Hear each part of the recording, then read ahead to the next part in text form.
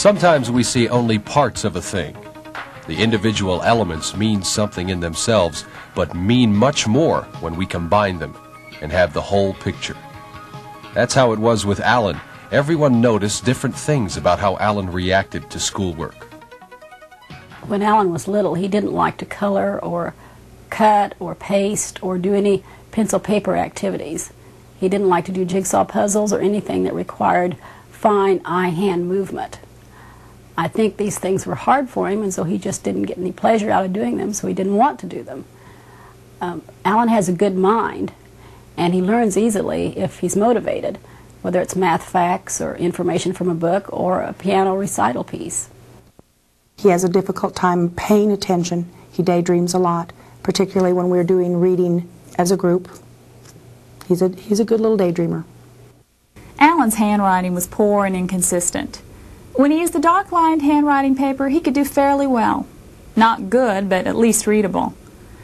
Well, using the tablet paper was another story. When he used the tablet paper, his words were all over the page. I wonder if he really saw the lines. All of these observations are telling us something about the way Alan deals with his world visually. We could use the Educator's Guide to Classroom Vision Problems to see how each element of Alan's behavior combines into a profile of his visual adjustment to school. The checklist provides a systematic way to document, then evaluate classroom behaviors that can be due to vision problems. If you viewed the companion videotape, The Development of Vision, you realize that perception, visual acuity, eye-hand coordination, and word span are some of the abilities the child must learn. These are not merely characteristics that some children have if they are lucky and other children do not have if they are less fortunate. A child with a slower visual development will exhibit behavioral symptoms as he tries to adapt to the academic setting.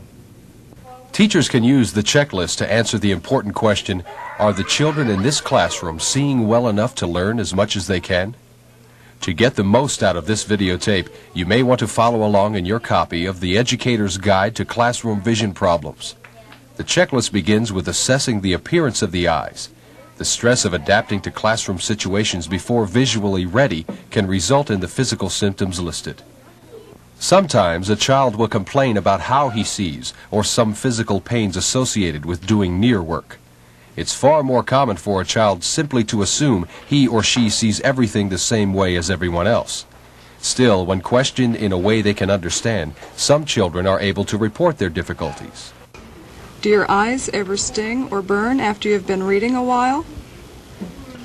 Do the words in your book blur or run together when you read for a little while? Other vision problems can be assessed indirectly by observing behaviors that are in fact symptoms of poorly developed visual skills. The checklist outlines 5 visual performance skills that can be definitely related to academic achievement.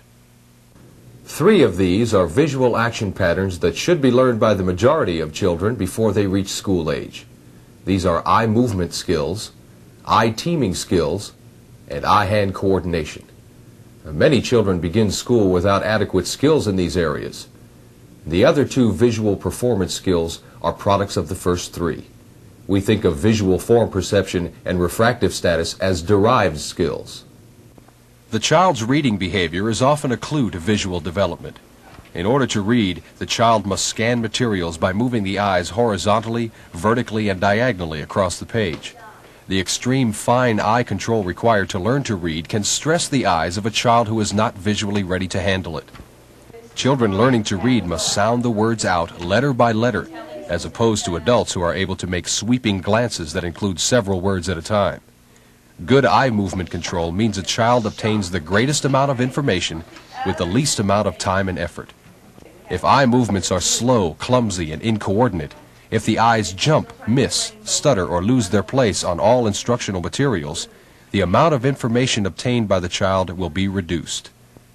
Watch the child who is occupied with workbooks, reading, or other near-point tasks for the adaptive behaviors on the checklist. Does the head turn while reading across the page? Is his place often lost while reading?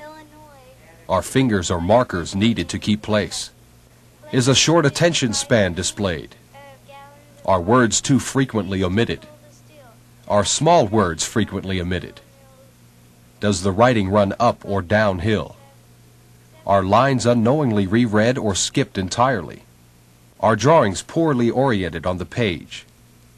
Children with reading readiness problems will usually improve in a week or two as they have a chance to practice. However, children who do not have the visual skills needed to read will not improve with practice.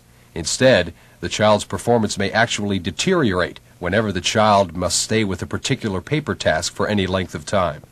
Such children may be labeled lazy or inattentive because their initial performance is good.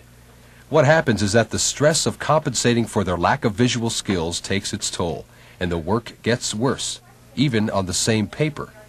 These children will avoid visually demanding materials. Their head turning while reading will increase.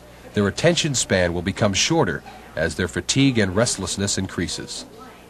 Eye teaming skills are another important component of reading. Children must learn and establish excellent teaming of the two eyes if accuracy of visual grasp on words is to be achieved. Efficient eye teaming is critical for accurate fast focusing.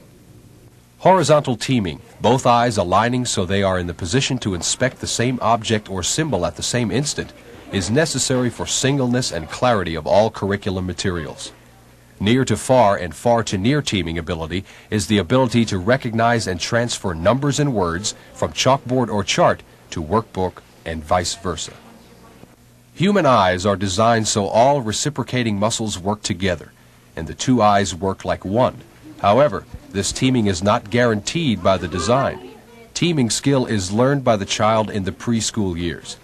Children who do not gain full eye teaming have problems with spatial orientation and depth perception. They do not have immediate, accurate vision for the objects and symbols in the classroom. A child with poorly developed teaming abilities will often exhibit general clumsiness in classroom and on playground. Some adaptive squinting, blinking, and extreme postures can also be signs of a teaming problem. Poorer than expected pencil or crayon work will also attract the teacher's attention. Some specific signs of eye teaming difficulties are on the checklist. Complaints of seeing double. Letters repeated in words. Letters, numbers, or phrases omitted. Digits in number columns misaligned. Squinting, covering, or closing one eye. Head tilted extremely while working at desk. Consistent gross postural deviation at all desk activities. Poor performance in these areas caused by inadequate readiness would improve by the end of the first month of school. A child with a visual development lag in eye teaming skills will decrease in competencies in all near-point, visually demanding tasks. The child may begin to fall behind the group in spite of apparent potential. He or she may begin to show a preference for or increased skill in listening activities, or lose interest altogether.